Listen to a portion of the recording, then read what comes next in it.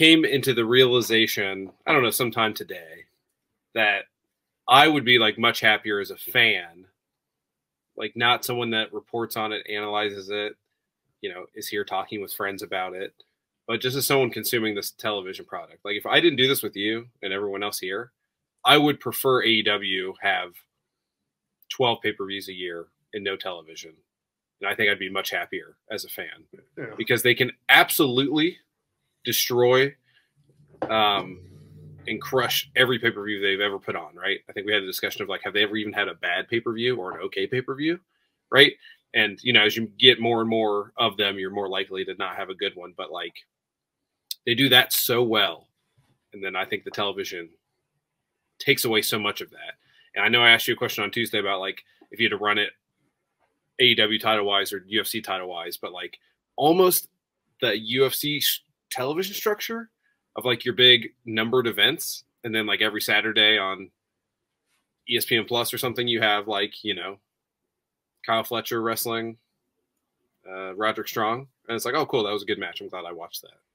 Like to be like fight night, AEW fight night. And then there's AEW like, oh, cool. Kenny's going to, and everyone wrestles, you don't have to wait and see him 4 times a year, right? You can see these guys wrestle once a month. I know it's impossible. I mean, it is possible for Tony Khan if he wanted to start the company and do it that way. He's got enough money and the revenues, whatever. But like that, I came to that realization, which was a sad realization for me personally, that it's like the loss of faith in that television product, seizing on opportunity is really what hit me last night. And rightfully so, I think. I mean, look, what you just described is an indie promotion. I mean, seriously, like, I mean, you're like GCW at that point. Let's put some really banger matches out there once a month or once a week or whatever you're going to do. Have them be great. And that's it. And that's what they do. And that's what a lot of indie promotions does. And I think that's like the issue with AWTV. It's that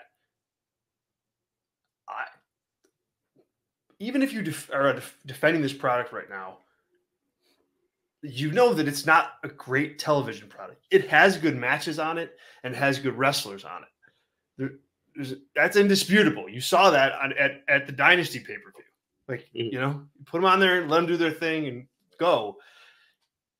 What the product doesn't have is like a vision to present big stars in key storylines that make people care about the product in a deep way, so that they come back to TV week in and week out, excited about what's going to happen. That's non-existent, and that it's really like aside from the big angle that closed out the show yesterday. But there's other elements to that up and down your show. Swerve not being a focus at the top, I thought was just criminal.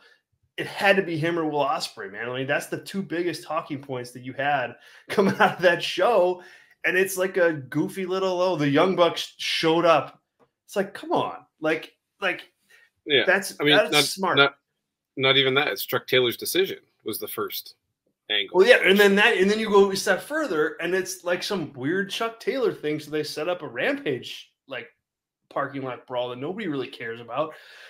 They haven't put it, really any kind of oomph or story or narrative or thought behind that. And there it is at the start of your show.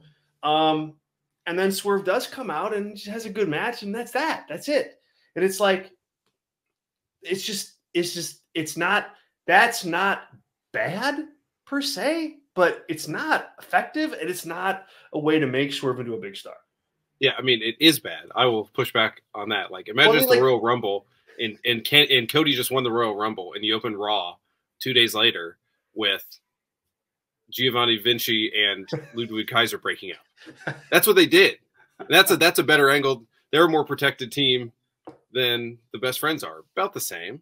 But, like, could you imagine the amount of absolute disdain and destruction we would have for that show? I don't mean – let me take a step back. Yeah. I don't mean it's not bad. I mean, if you're watching it and you're like, hey, I like Swerve Strickland, and hey, like this Kyle Fletcher match is a good match. And I think if you look at it like just that way, like through that one window, it's like, cool. I like Swerve Strickland, and he's having a good match on TV right now. that part is good. Hopefully you understand like the nuance I'm trying to get into with that, because I don't mean that that it's good collectively. I'm saying if you're just watching it for that reason, great, it's good, but it's not good if you're trying to make Swerve into this larger than life star that draws money, sells tickets, and puts butts in seats and gets people to watch on television so that you can earn lots of money on television deals. That's kind of what I mean. Does that make am I making like sense with that? Okay. Yeah. I just wanted to like counter. I think we'd be just as hard on WWE if that's how they followed up Monday Night Raw after the Royal Rumble.